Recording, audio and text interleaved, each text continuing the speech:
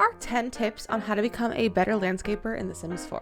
Number 1, use Debug Landscaping. There are only so many items in the landscaping catalog. However, if you use the Debug Landscaping, you have so many more options. Just press Ctrl-Shift-C on your keyboard to bring up the cheats menu. Put in bb.show hidden objects and bb.show live edit objects. Once you have those in, you get so many more options for landscaping. Plus, if you use the Better Build By mod from Twisted Mexi, I'll link it down in the comments. It makes it so you can easily find and duplicate your landscaping as well. Number 2 is placement cheats. If you're using the Sims 3 camera, which I highly recommend you do, then you can hold Alt while holding an item to freely rotate your plants, which will give a much more natural look instead of all of them facing the same direction. You can also size items up and down with the left and right bracket keys. The right one will size up and the left one will size down. And if you want to add a little bit more levels to your landscaping, you can also raise items up with the 9 key and lower them with 0, just in case you want to add a little bit more level to your landscaping. 3, move objects.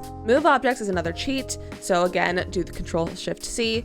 For the cheat menu, type in bb.moveObjects on, press enter. It allows you to place things and overlap them with each other. Without having move objects on, you aren't able to place items inside of each other like this. However, with move objects, you can place them overlapping anything. Plus, if you hold Alt while you place it, you can place it smoothly anywhere you want. Tip number 4, recreate your landscaping. This is honestly how I learned how to landscape. So if you're just starting out learning how to landscape, I recommend trying to find images of houses that resemble what you're working on with landscaping that you like, and then taking that landscaping from the photo and sort of transferring it into the game. It'll get you familiar with the items in the game, as well as sort of how to group items and see how you like things to work together. Step number 5, decide what you want to use for your house. I often stick with the same few items in a lot of my houses. I do a lot of the same style, so it works. But you can also choose to landscape based on the world you're in, and you want to make sure you have those items kind of chosen out before you start so that you know what you have to work with. I also like to choose 1 or 2 items to kind of be the main focus of my landscaping, depending on what I'm doing. As you can see, we have this spiral hedge here. I use it in a lot of my landscaping that I really wanted to showcase in this build, so that's kind of what I started with and built around that. By having a main focus and a few items that you want to use, you'll have a main idea for what you're going for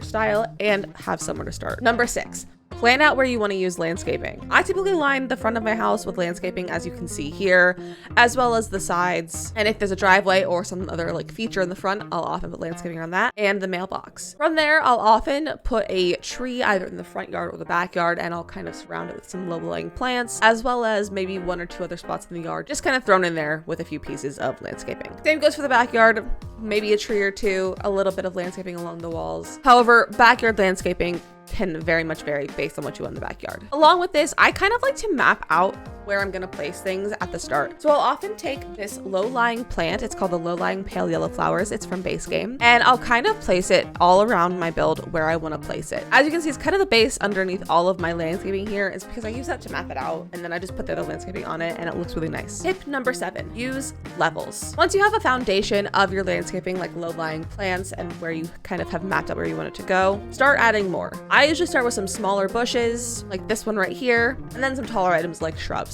By using items with different heights, it makes it look a little bit more natural, because the likelihood of everything being the same height in real life is pretty much non-existent. So make sure you're using levels in your landscaping. You don't have to use it in every single spot though. You can have some spaces where there's all low-lying or all taller plants. Just mix it up and see what you like. Tip number 8, terrain paint. At this point, your yard's gonna be pretty full of plants, but you're not done. Terrain paint is a crucial step in landscaping that makes everything come together. So pick out your terrain paint. My favorite is this Smarter Start Soil. My favorite one is the Smarter Starter Soil. I'll often turn the softness down, which makes it much lighter, like this versus like that, and it lets you build on top of it. Even if you want a darker terrain, I suggest starting light so you can build on it. Once I choose my terrain paint, I'll often shrink it down a little bit so I have a little bit more control of the space that I'm covering as well. Then I just go underneath my plant, and then I just do a bunch of little clicks to start filling it in. Here's a bonus tip that's not really landscaping, but I also like to put terrain paint underneath my paths like this. It just makes it feel a little bit more realistic with a little bit of dirt underneath them. And I do the same thing under the edges of my house. It just gives it a bit more of a natural, cohesive look, as well as underneath any sort of outdoor equipment. Tip 9, play around with the terrain tools. Once you're comfortable with landscaping, play around with terrain tools. They can add a lot of dimension and personality to your landscaping, so I highly recommend looking through them. To click them, just hit the terrain tools button, and you go down here to terrain manipulation, and it has a bunch of options.